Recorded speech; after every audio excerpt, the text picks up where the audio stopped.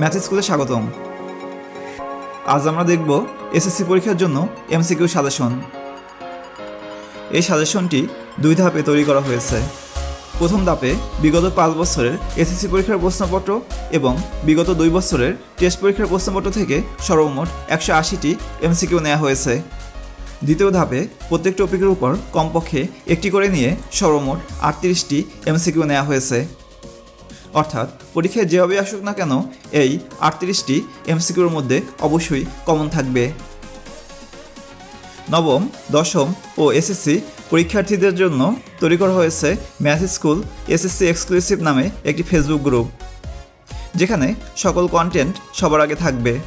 এছাড়া থাকবে live class ও online exam. গ্রুপটির link ডেসক্রিপশনে দেওয়া হয়েছে। এবার আসি এমসিকিউ সাজেশনে। প্রশ্ন 1, পরিসংখ্যানের উপাত্ত কত প্রকার?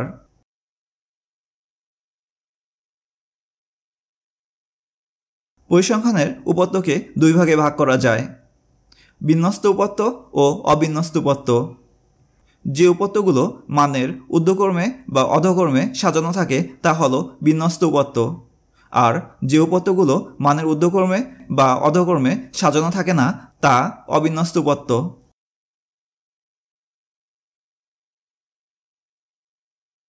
প্রশ্ন 2, উপাত্তসমূহ সারণীভুক্ত করা হলে প্রতি শ্রেণীতে যতগুলো উপাত্ত অন্তর্ভুক্ত হয় এর নির্দেশক নিচের কোনটি?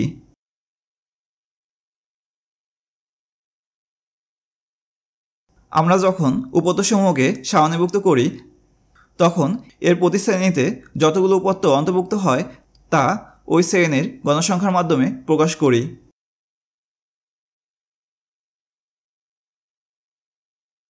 প্রশ্ন 3, উপাত্তসমূহের কেন্দ্রীয় মানের দিকে পুঞ্জীভূত হওয়ার প্রবণতাকে কি বলে?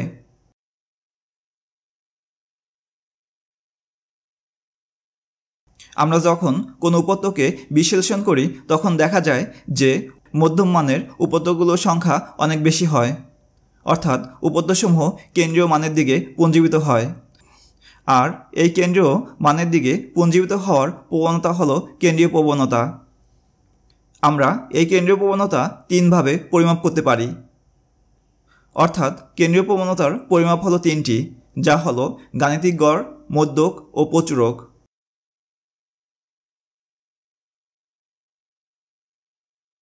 প্রশ্ন 4, নিচের কোনটি কেন্দ্রীয় প্রবণতা নয়?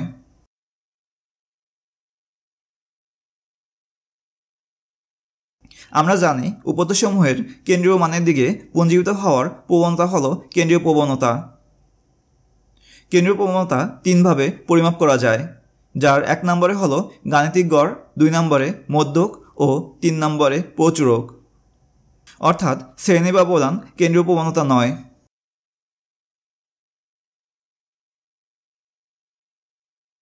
প্রশ্ন 5, নিচের কোনটি বিচ্ছিন্ন চলক?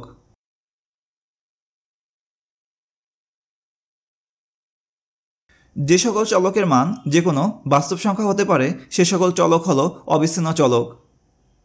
যেমন বয়স, উচ্চতা, ওজন, কোনো কিছুর মূল্য, তাপমাত্রা, যা যে কোনো বাস্তব সংখ্যা হতে পারে। আবার যে সকল চলকের মান যে কোনো বাস্তব সংখ্যা হতে পারে না সে সকল চলক বিচ্ছিন্ন চলক। যেমন জনসংখ্যা, ছাত্রছাত্রী সংখ্যা ইত্যাদি বিচ্ছিন্ন চলক। অর্থাৎ বিচ্ছিন্ন চলকের মান সবসময় পূর্ণ সংখ্যা হয়, কারণ জনসংখ্যা বা ছাত্রছাত্রী সংখ্যা ভগ্নাংশ হতে পারে না।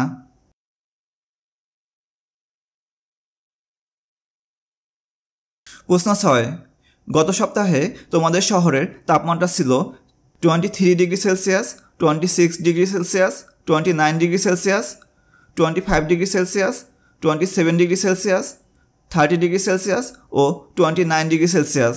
গড় তাপমাত্রা কত ছিল?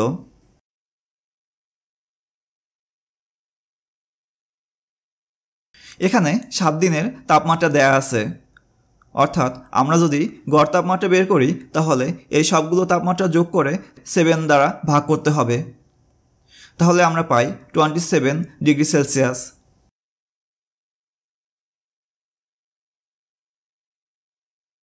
প্রশ্ন 7, 1 থেকে 21 পর্যন্ত সকল বিজোড় সংখ্যার গড় কত?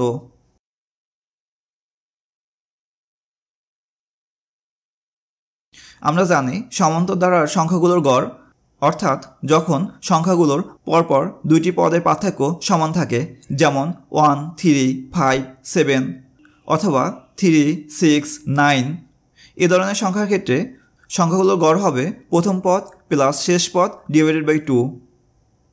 এখানে 1 থেকে 21 পর্যন্ত বিজোড় সংখ্যার কথা বলা হয়েছে, অর্থাৎ এক্ষেত্রে আমরা সমান্তর ধারার সংখ্যাগুলোর গড়ের সূত্রের সাহায্যে এই সংখ্যাগুলোর গড় নির্ণয় করতে পারব। অর্থাৎ এক্ষেত্রে গড় হবে 1 + 21 ডিভাইড বাই 2 বা 11।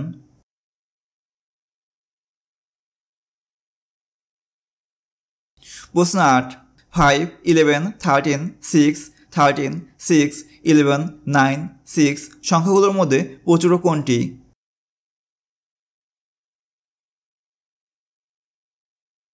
কোন উপাত্তে যে সংখ্যা সর্বাধিকবার উপস্থাপিত হয় বা প্রচুর সংখ্যক থাকে সেই সংখ্যাই উপাত্তের প্রচুরক।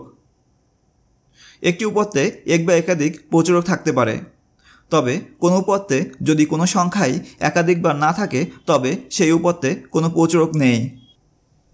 এখানে 6 সংখ্যাটি সর্বাধিকবার আছে, অতএব সংখ্যাগুলোর মধ্যে প্রচুরক হলো 6।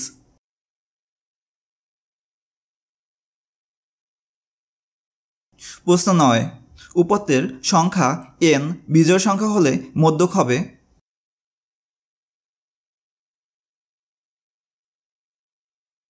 উপাত্তগুলোকে ক্রমানুসারে সাজালে এই উপাত্তের মধ্যের সংখ্যাই হলো মধ্যক, আর উপাত্তের সংখ্যা বিজোড় হলে এই মধ্যের পদটি n + 1 ডিভাইড বাই 2 তম পদের মানের সমান হয়। যেমন 2, 3, 7, 8, 9 এখানে 5টি সংখ্যা আছে, অতএব সংখ্যাগুলোর মধ্যপদ হবে 5 + 1 ডিভাইডেড বাই 2 বা 3তম পদ, আর এখানে 3তম পদ হলো 7।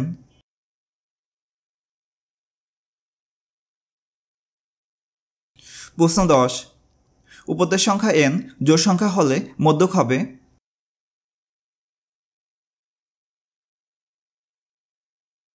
উপাত্তের সংখ্যা জোড় হলে উপাত্তগুলোকে মানের ক্রমানুসারে সাজালে আমরা দুইটি মধ্যপদ পাব, আর এই মধ্যপদ দুইটি হবে n/2 তম পদ ও n/2 + 1তম পদ।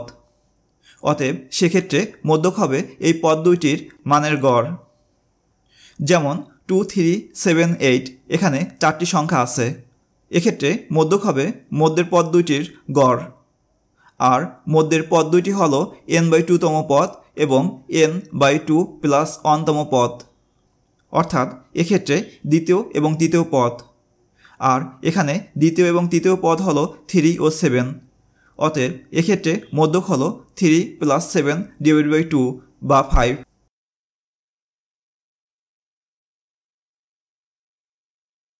প্রশ্ন 11, 15, 17, 24, 21, 16, 17, 23, 18, 20, 22 উপাত্তসমূহের মধ্যক কোনটি?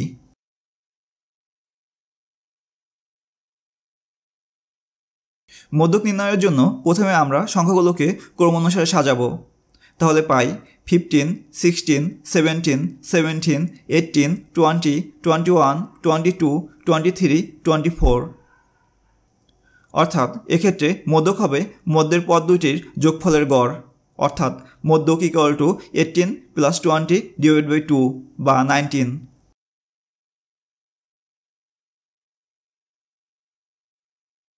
প্রশ্ন 12, 1 থেকে 22 পর্যন্ত 3 দ্বারা বিভাজ্য সংখ্যাগুলোর মধ্যক কত?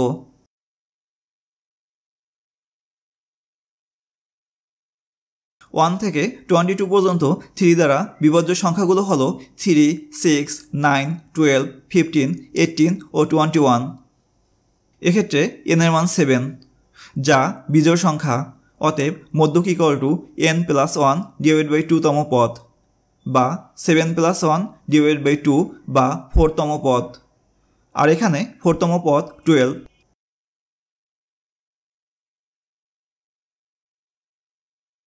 প্রশ্ন 13, মধ্যক কত?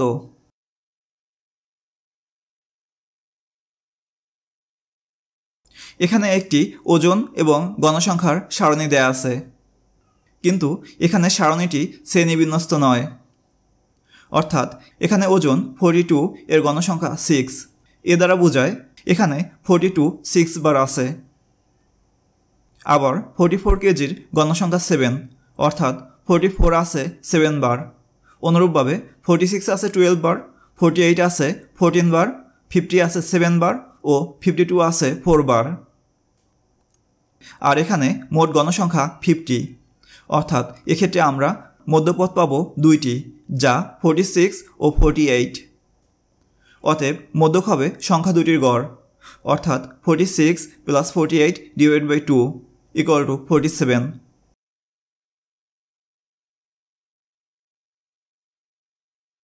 প্রশ্ন 14, প্রচুরক নির্ণয়ের সূত্র কোনটি?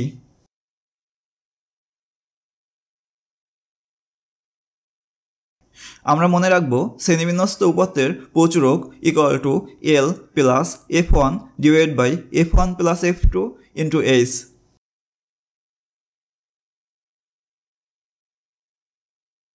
প্রশ্ন 15, মধ্যক নির্ণয়ের সূত্র কোনটি?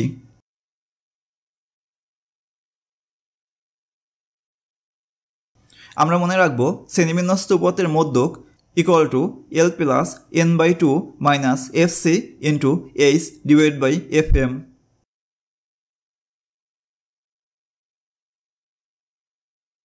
প্রশ্ন 16, প্রচুরক শ্রেণীর মধ্যবিন্দু কত?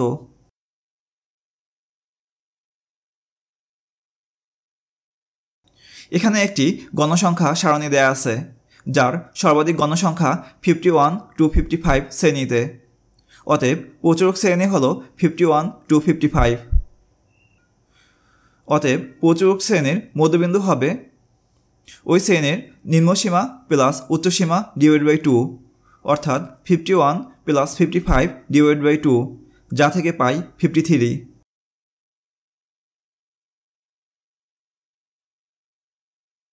প্রশ্ন 17, পরিসংখ্যানে মধ্যক নির্ণয়ে FC দ্বারা কি বোঝায়?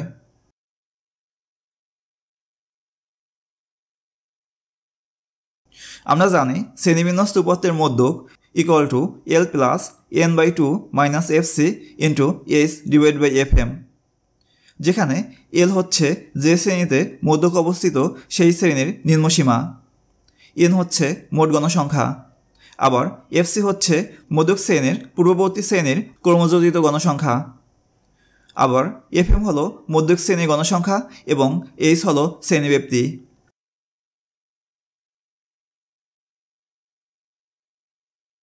প্রশ্ন 18, এখানে F1 ও F2 এর মান কত?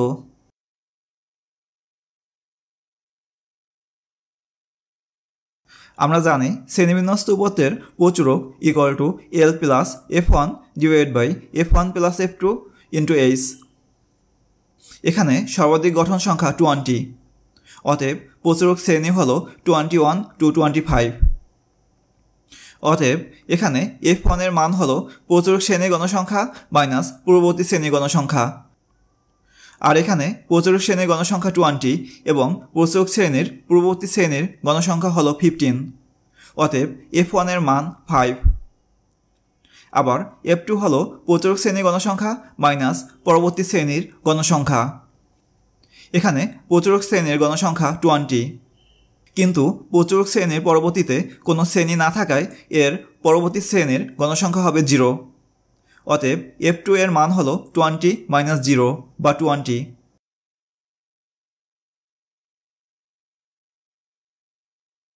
প্রশ্ন 19, অজীব রেখার লেখ আঁকতে y অক্ষ বরাবর কোনটিকে ধরা হয়?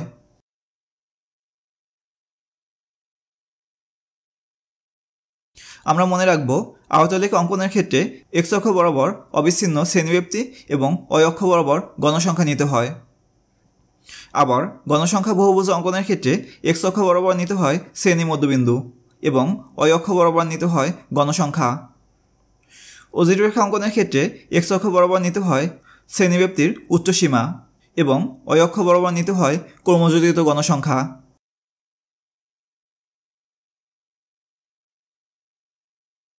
প্রশ্ন 20, আয়তলেখ অঙ্কনের জন্য শ্রেণীব্যাপ্তি কেমন হতে হবে?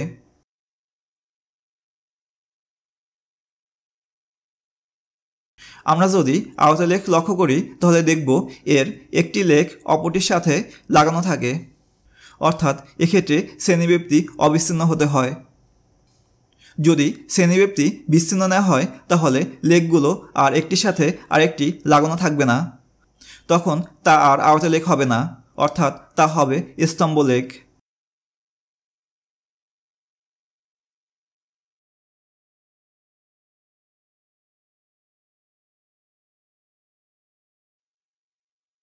প্রশ্ন 21, অজীব রেখার ক্ষেত্রে নিচের কোনটি সঠিক?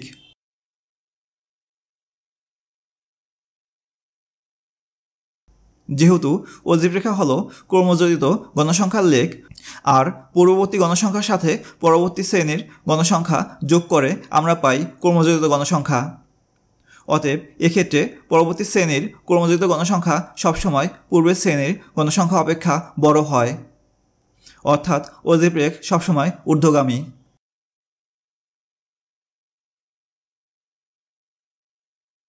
প্রশ্ন 22, আয়তলেখ থেকে কোন লেখচিত্র অঙ্কন করা যায়?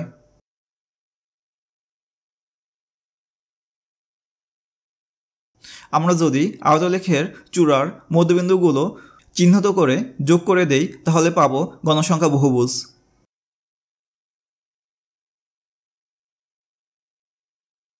প্রশ্ন 23, ক্রমযোজিত গণসংখ্যা সারণী প্রয়োজন।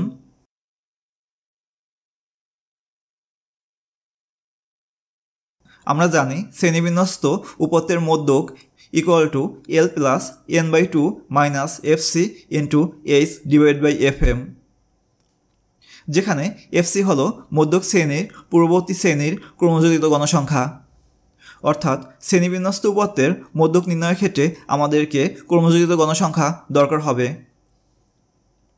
আবার আমরা জানি অজীব রেখা মানে ক্রমযোজিত গণসংখ্যার লেখচিত্র, অতএব অজীব রেখা অঙ্কনের ক্ষেত্রেও ক্রমযোজিত গণসংখ্যা দরকার হবে।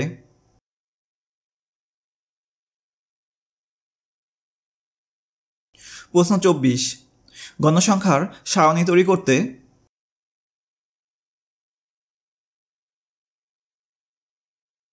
উপত্য থেকে গণসংখ্যার সারণী তৈরি করার জন্য আমাদেরকে প্রথমে পরিসর নির্ণয় করতে হবে। এরপরে সুবিধাজনক শ্রেণী ব্যবধান ধরে আমাদেরকে শ্রেণীর সংখ্যা নির্ণয় করতে হবে।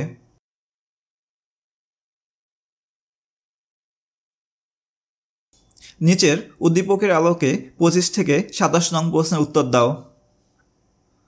10 জন বালকের ওজন কেজিতে যথাক্রমে 15, 37, 32, 35, 42, 40, 48, 43, 36 ও 46। প্রশ্ন 25, উক্ত উপত্যের পরিসর কত?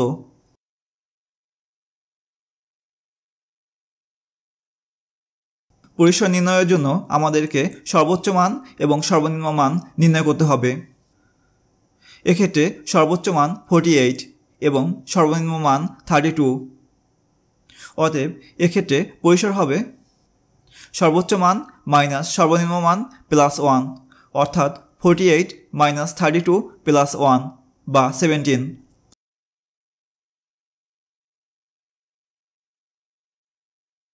প্রশ্ন 26, মধ্যক কত?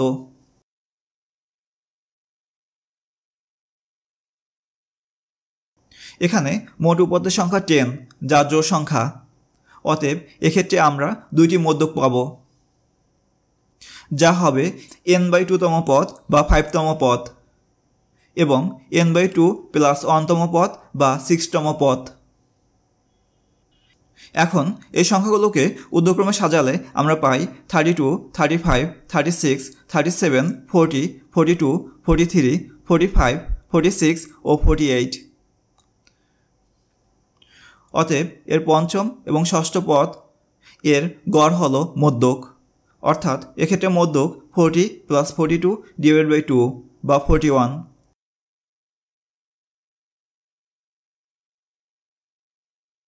প্রশ্ন 27, উপত্যগুলোর প্রচুরক কত?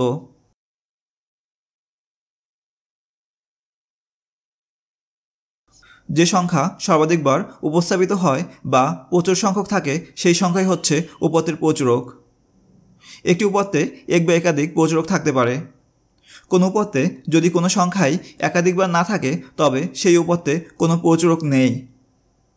এখানে কোনো সংখ্যাই একাধিকবার নেই, অতএব এক্ষেত্রে উপত্যগুলোর কোনো প্রচুরক নেই।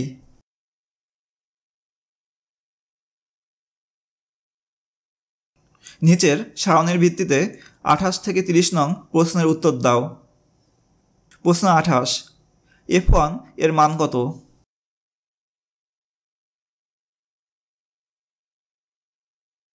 আমরা জানি শ্রেণীবিন্যস্ত পথের প্রচুরক equal to L plus f1 divide by f1 plus f2 into h।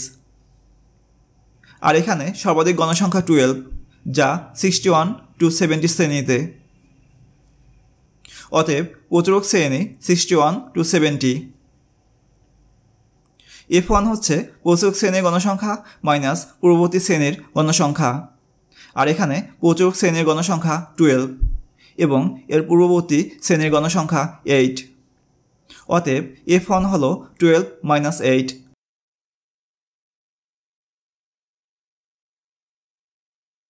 প্রশ্ন 29, শ্রেণীব্যাপ্তি কত?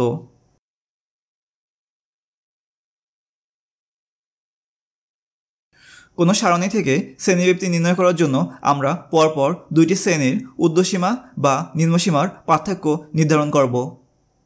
এখানে প্রথম এবং দ্বিতীয় শ্রেণীর নিম্নসীমার পার্থক্য 41 মাইনাস 31 বা 10, অতএব শ্রেণীব্যাপ্তি 10।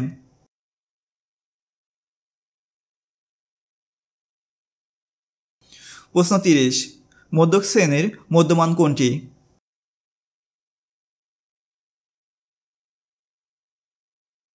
এখানে মোট গণসংখ্যা 4 plus 6 plus 8 plus 12 equal to 30। অতএব শ্রেণীবিন্যস্ত পদের ক্ষেত্রে মধ্যক শ্রেণী হবে 30/2 বা 15তম পদের শ্রেণী। আর এখানে প্রথম 4টি পদ আছে প্রথম শ্রেণীতে, পরবর্তী 6টি পদ আছে দ্বিতীয় শ্রেণীতে এবং এর পরবর্তী 8টি পদ আছে তৃতীয় শ্রেণীতে। অর্থাৎ এক্ষেত্রে 15তম পদটি 51 to 60 শ্রেণীতে থাকবে। অতএব মধ্যক শ্রেণী 51 to 60। এখন মধ্যক শ্রেণীর মধ্যমান হবে শ্রেণীর নিম্নসীমা প্লাস উচ্চসীমা ডিভাইড বাই 2, অর্থাৎ 51 প্লাস 60 ডিভাইড বাই 2, যা থেকে পাই 55.5।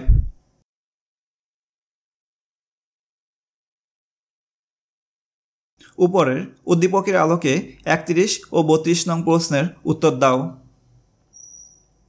প্রশ্ন 31, উপরোক্ত উদ্দীপকে মধ্যক কোন শ্রেণীতে?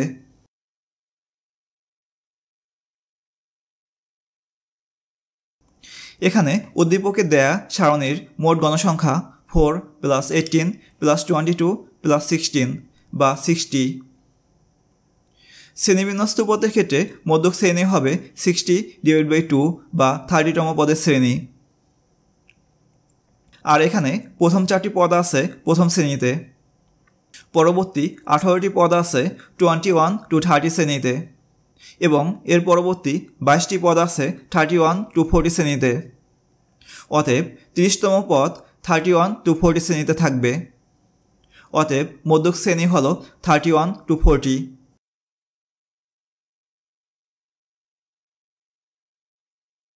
প্রশ্ন 32, মধ্যক কত?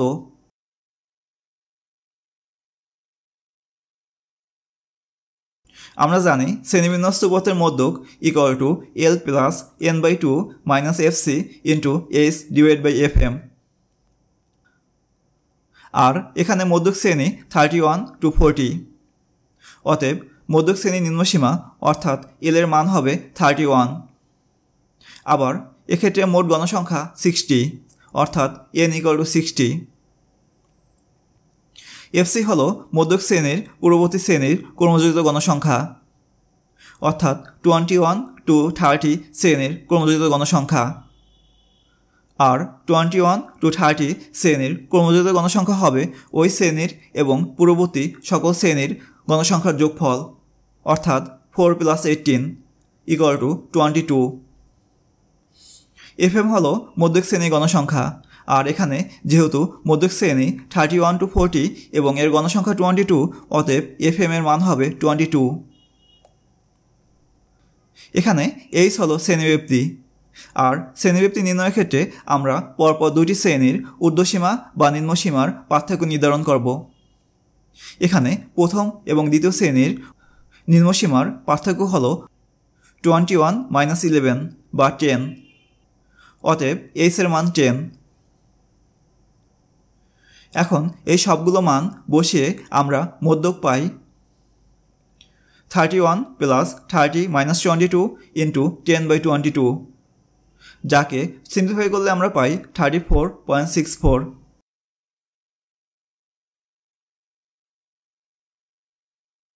নিচে তথ্যের আলোকে 33 ও 34 নং প্রশ্নের উত্তর দাও। প্রশ্ন 33, প্রচুরক শ্রেণীর নিম্নসীমা কত?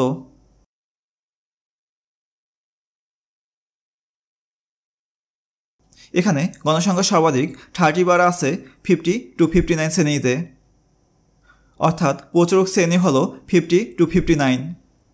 অতএব প্রচুরক শ্রেণীর নিম্নসীমা এল এর মান হবে 50।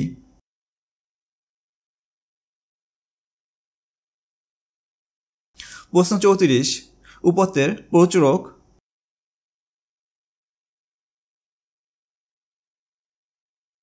আমরা জানি শ্রেণীবিন্যস্ত উপত্যের ক্ষেত্রে প্রচুরক equal to L plus f1 divided by f1 plus f2 into H.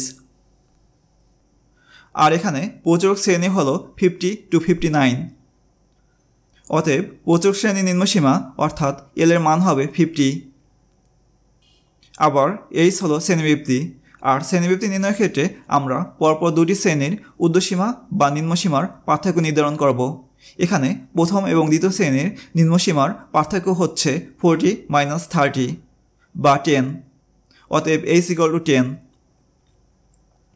এখানে f1 হলো প্রচুরক শ্রেণীর গণসংখ্যা মাইনাস পূর্ববর্তী শ্রেণীর গণসংখ্যা, আর প্রচুরক শ্রেণীর গণসংখ্যা 30 এবং পূর্ববর্তী শ্রেণীর গণসংখ্যা 16। অতএব f1 এর মান হবে 30 - 16 বা 14। এখানে f2 হলো প্রচুরক শ্রেণীর গণসংখ্যা মাইনাস পরবর্তী শ্রেণীর গণসংখ্যা, অর্থাৎ 30 - 14, যা থেকে পাই 16। এই মানগুলো বসিয়ে আমরা প্রচুরক পাই 50 + 14 ডিভাইডেড বাই 14 + 16 ইন্টু 10, যাকে সিম্পলিফাই করলে আমরা পাই 54.67।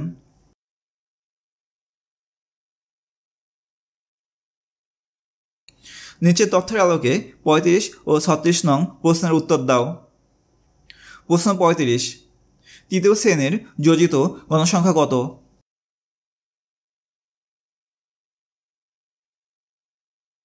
কোনো শ্রেণীর যোজিত গণসংখ্যা বা ক্রমযোজিত গণসংখ্যা নির্ণয়ের ক্ষেত্রে আমাদেরকে ওই শ্রেণীর গণসংখ্যার সাথে পূর্ববর্তী সকল শ্রেণীর গণসংখ্যা যোগ করতে হবে। অর্থাৎ এক্ষেত্রে প্রথম শ্রেণীর যোজিত গণসংখ্যা 4, দ্বিতীয় শ্রেণীর 4 + 12 এবং তৃতীয় শ্রেণীর গণসংখ্যা 4 + 12 + 8 বা 24।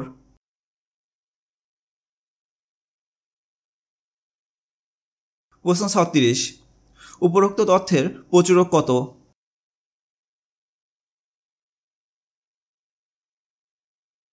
আমরা জানি শ্রেণীবিন্যস্ত উপত্যের প্রচুরক equal to L plus f1 divided by f1 plus f2 into H. এখানে গণসংখ্যা সর্বাধিক বার অর্থাৎ 12 বার আছে 31 to 40 শ্রেণীতে, অর্থাৎ প্রচুরক শ্রেণী 31 to 40। অতএব প্রচুরক শ্রেণীর নিম্নমান এল এর মান হবে 31। আর পরপর দুটি শ্রেণীর ঊর্ধ্বসীমা বা নিম্নসীমার পার্থক্য হল শ্রেণীব্যাপ্তি, আর এক্ষেত্রে শ্রেণীব্যাপ্তি 10। এখানে f1 হলো প্রচুরক শ্রেণীর গণসংখ্যা মাইনাস পূর্ববর্তী শ্রেণীর গণসংখ্যা, অর্থাৎ 12 - 4 বা 8, এবং f2 হলো প্রচুরক শ্রেণীর গণসংখ্যা মাইনাস পরবর্তী শ্রেণীর গণসংখ্যা, অর্থাৎ 12 - 8 ইকুয়াল টু 4। এই মানগুলো বসিয়ে আমরা প্রচুরক পাই 31 + 8 ডিভাইডেড বাই 8 + 4 ইন্টু 10, যাকে সিম্পলিফাই করলে আমরা পাই 37.67।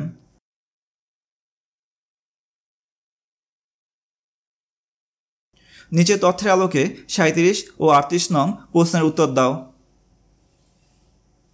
প্রশ্ন 37, উপত্যের পরিসর কত?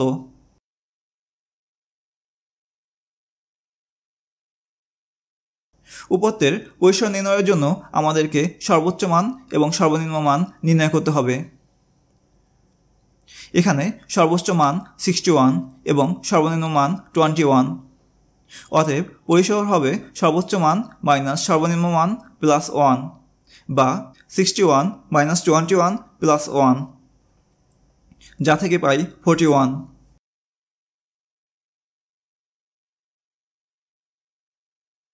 প্রশ্ন 38। 5 শ্রেণী ব্যবধান নিয়ে শ্রেণীর সংখ্যা কয়টি হবে?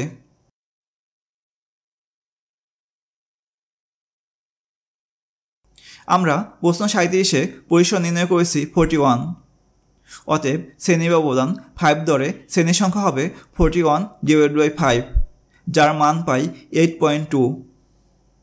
যেহেতু শ্রেণীর সংখ্যা ভগ্নাংশ হতে পারে না, অতএব এক্ষেত্রে শ্রেণীর সংখ্যা হবে 8.2 এর পরবর্তী পূর্ণ সংখ্যা বা 9।